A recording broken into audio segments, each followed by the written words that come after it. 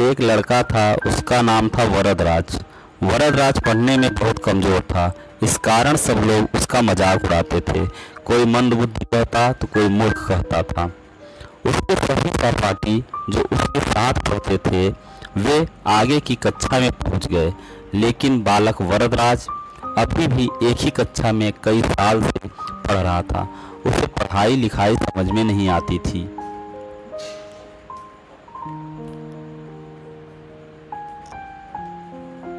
इसी कारण बुद्धि कमजोर होने के कारण उसके गुरुजी भी उस पर नाराज रहते थे। उस बालक को कोई पसंद नहीं करता था।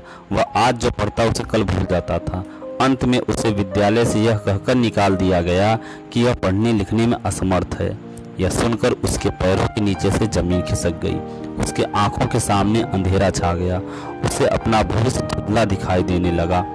वह भारी मन से दुखी होकर वहां से जाने लगा। रास्ते में सोचने लगा कि घर जाकर पिताजी के सामने क्या मुंह दिखाऊंगा, कैसे कहूंगा कि गुरुजी ने मुझे इस कारण निकाल दिया। जाते जाते रास्ते में उसे प्यास लग गई। उसने एक कुआं देखा, उसके नजदीक गया और वहां रखे बाल्टी से पानी निकालकर पीने लगा। पानी पीने के बाद उसने देखा कि कुएं की जगह सील पर रस्सी से बार बार घिसने से गड्ढे और निशान पड़ गए हैं। उसने सोचा यदि बार बार एक नरम रस्सी घिस घिस कर एक कठोर पत्थर पर इस प्रकार का निशान बना सकती है तो क्या मेरे बार बार अभ्यास करने से कठिन परिश्रम करके विद्या प्राप्त नहीं कर सकता। और वहां से वह घर नहीं गया बल्कि वह वापस आश्रम आया।